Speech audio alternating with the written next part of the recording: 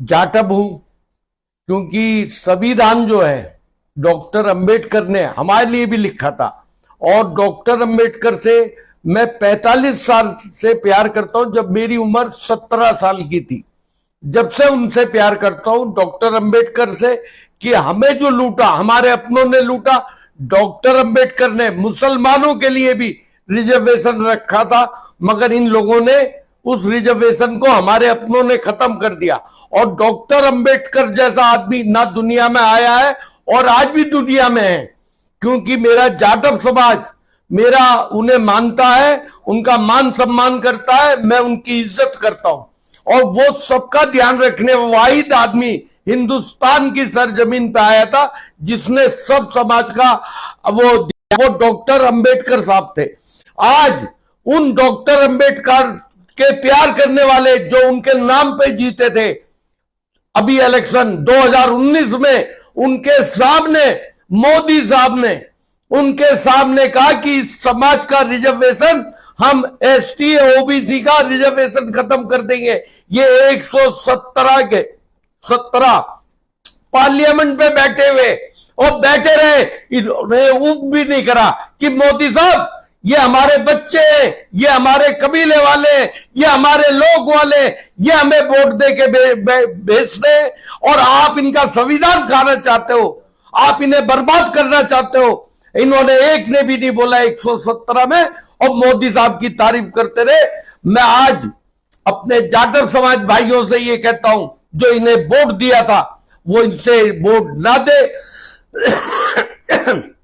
इन्हें वोट देना डॉक्टर अंबेडकर की बेइज्जती करने वाली बात होगी।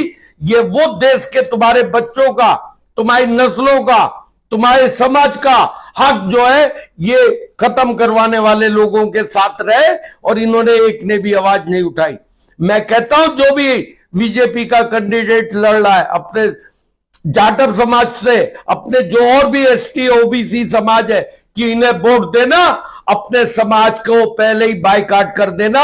जो मुसलमानों का हाल है, जो मुसलमानों को नौकरी नहीं मिलती, क्योंकि हमारे अपनों ने हमें बर्बाद करवाया था। डॉक्टर अंबेडकर तो हमें फिर भी चाहते थे कि हमें संविधान में हमें हिस्सा मिले, हमें नौकरियों में मिले। उन्होंने कहा तुम्हारे समाज में भी गरीब आदमी है, तुम्हारे सिस्टम में भी गरीब आदमी है। तो हमारे 10 4-5 बड़े थे, उन्होंने कहा हम एक साथ मस्जिद में खाना खा लेते। आज हमारा रिजर्वेशन खत्म हो गया और मोदी साहब की सरकार आई। तो मैं जाटव भाइयों से चैलेंज देके बोलता हूं कि तुम्हारा सबसे पहला हमला जाटव समाज के ऊपर होगा। मुसलमान तो पहले ही लुटा पिटा बैठा हुआ है, वो तो वैसे ही बर्बाद है। मगर मैं बता रहा हूं, आप सबसे आंखें खोलना चाहता हूं कि 117 को ध्यान रखिए, जो बीजेपी पार्टी में थे उन्हें वोट देना, अपने बच्चों को पहले अपने घर में शहीद कर देना। आपने नीले रंग का शर्ट पहना है, आज जो है नीले रंग का जो लोग झंडा लहरा रहे हैं, इससे क्या संदेश देना चाहते हैं लोग? मैं खुद जाटव समाज से प्यार करता हूं, और जाटव समाज हमारा ऐसा है, अगर ये हिंदुस्तान में राहुल भैया के साथ आ जाए तो मैं बताता हूं कि इनका हक भी मिलेगा और मुसलमानों का हक भी मिलेगा, हमारा भी काउंटिंग होगी। और इनकी जो पहले था इनका 22.5% रिजर्वेशन, वो आज इनकी जो पॉपुलेशन बढ़ी है उसमें 35% इनका हो जाएगा, क्योंकि राहुल भैया ने आम मार्केट में बोला है कि जिसका जितना हिस्सेदारी होगी उतनी उसकी साझेदारी होगी। ये राहुल भैया का वो है। क्या 2024 में अगर इंडिया गठबंधन की सरकार बनती है, राहुल गांधी प्रधानमंत्री बनते हैं, पूरे देश में क्या ये कास्ट सेंसस होगा? जी, राहुल भैया ने बोला है, और राहुल भैया ने आज तक, मैं बता रहा हूं उनके समाज की बात, हिंदुस्तान में जो भी चीजें बनी हुई हैं, मोदी साहब एक चीज बता दें क्या बनवाई है, एक आइटम हिंदुस्तान में गरीब बच्चों के लिए क्या, जाटव बहनों के लिए क्या, जाटव भाइयों के लिए। और एक और बात बताता हूं राहुल भैया की, मेरी बहनों को अगर 24 में मेरे राहुल भैया बन गए तो 24 में 50% मेरी बहनों को हक मिल जाएगा और उनकी वाह वाह हो जाएगी। लेकिन कल प्रधानमंत्री जी ने अपने भाषण में कहा कि देश का संविधान कोई भी नहीं बदल सकता, खुद अंबेडकर साहब भी आ जाए तो देश का संविधान नहीं बदलेगा। तो ऐसे में आप जो ये कह रहे हैं कि रिजर्वेशन खत्म हो जाएगा जैसी बातों का क्या औचित्य है? मोदी साहब की बात पे तो आप मुझसे ज्यादा जानती है मेरी बहन। उन्होंने जितने भी वायदे करे, एक वायदा उन्होंने पूरा करा। उन्होंने वो बोलते हैं जो करते नहीं है।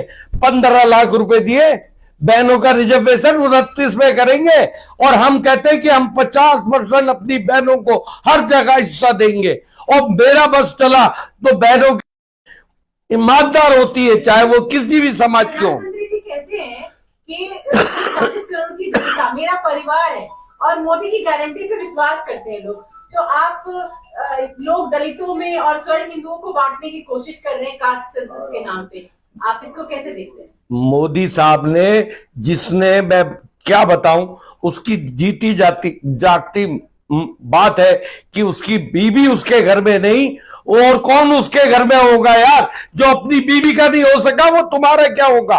वो सिर्फ गुजरात वालों का है और किसी का नहीं है। जो 19 आदमी है गुजरात में भी, ओनली जो 19-20 आदमी है उनका है, और वो किसी का सगा नहीं है।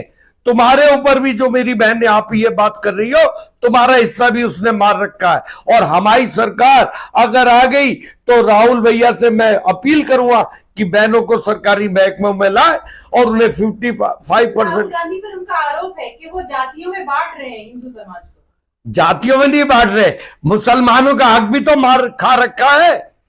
हमारे अपने समझ ने खिलवाया हमारा हक।